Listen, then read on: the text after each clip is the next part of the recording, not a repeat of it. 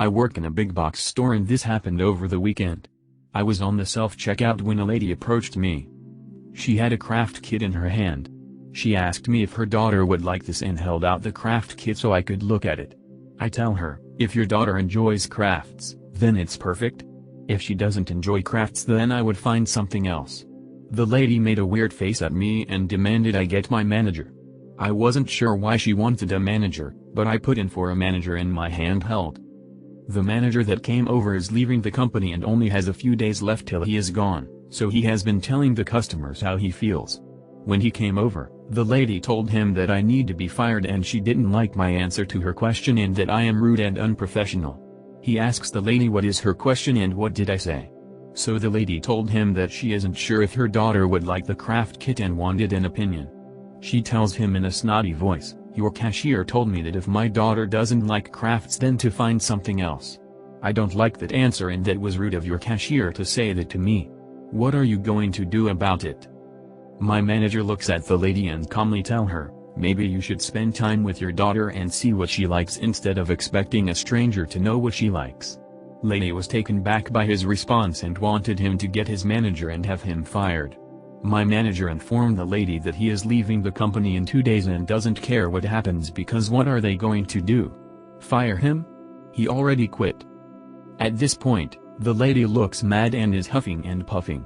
She takes the craft kit and throws it on the ground and says very loudly, "I will never shop at this store again." As she is walking away, my manager and I bust out laughing. I'm sure this lady will come back, they always do.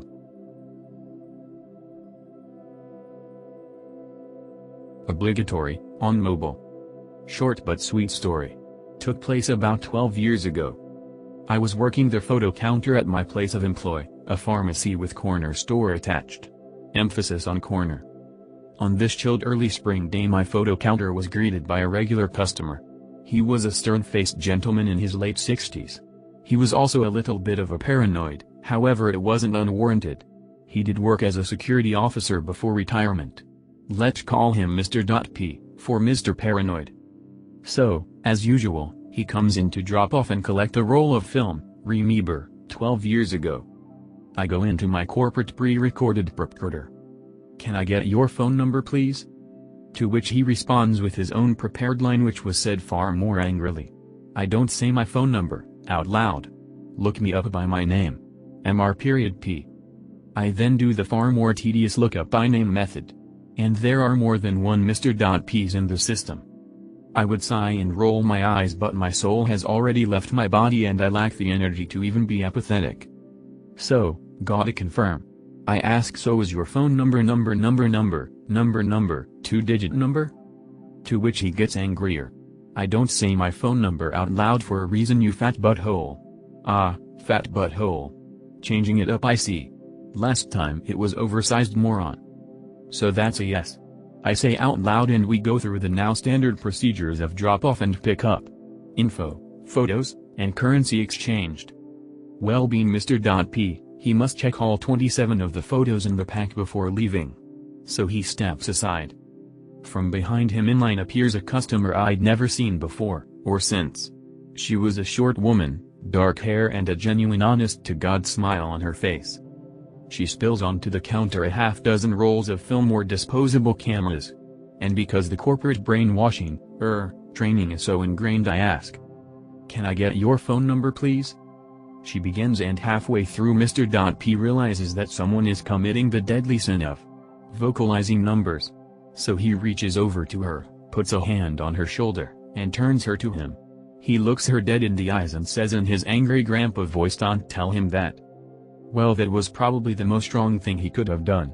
Cause the woman snaps. First she slaps his hand off her shoulder. And then in a rapid-fire assault of words she cut into him. "Don't you touch. Didn't your mother raise you to not interrupt?" And my favorite, he is just doing his job. Well, he never. Mr. P just sputtered and wandered out the front door. Tail between his legs. She turned back to me and continued giving me her number as if the last 45 seconds had never happened. I hate to admit my pettiness. But someone got the employee discounts on like a half-dozen rolls of film. I work at a plant nursery, where we have two separate return policies. For live goods, aka plants, you have 7 days to return the product. For non-live goods, soil, fertilizer, etc., you have 30 days to return the product. A customer bought a plant, killed it after the 7-day return window, and then tried to argue with me that we should return it anyway because the plant is not alive, and therefore should fall under the 30-day return policy. Also, she bought the plant 31 days ago.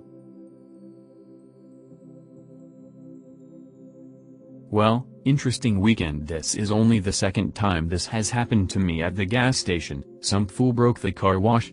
It was because of one of those glaringly obvious postage rules that should be common sense. No racks.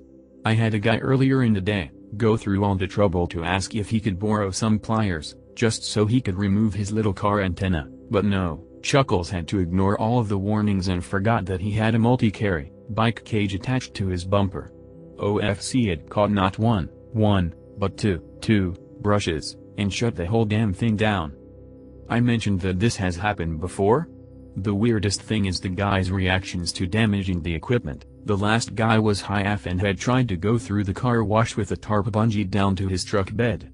Naturally, the high-speed rollers yanked the tarp off and tangled it around a brush.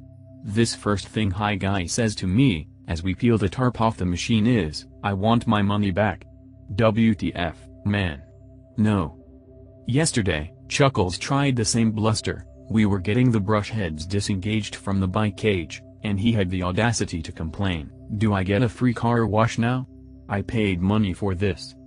That was annoying. Here I was worried about all the lost business this would cause, until a tech came out, and he wanted us to pay him? I flatly replied, "Sir, you just broke the car wash and I don't know if I can get it running again." That got rid of him. Lastly, to end on a high note, a cute story from inside the food mart that the gas station car wash has. You know, one of those convenience stores that has a little bit of everything? Hats, snacks, motor oil and medicine, etc. Well, this lady and her young son come in to browse, and she's really shopping, like they've got a long trip to do. They roam around and get candy, chips, a fruit roll, an air freshener, and then mom notices the miscellaneous section where we have a few kids' toys. "Look," she says to her son, "they have a dinosaur, do you want a dinosaur?" Sonny declines, but he's eyeing other things in the area. As they're piling up their loot on the counter, mom asks him once more if there's anything else he wants, and yes, Sonny says he wants a cup and ball game. For those of you who may not have caught on yet, cup and ball is also known as beer pong. We sell a set of colorful plastic cups and ping pong balls for the popular drinking game. Mom says okay, and I chuckle that I hope he doesn't already know how to play that game, but cup and ball it is, lol. I guess he could play it like beanbag toss, sans any alcoholic beverages. Then, I suggest that now she could teach him the cup song, to which mom suddenly sings, quite well, the opening lyrics of When I'm Gone. I think her young son is going to have a lot of fun with that game.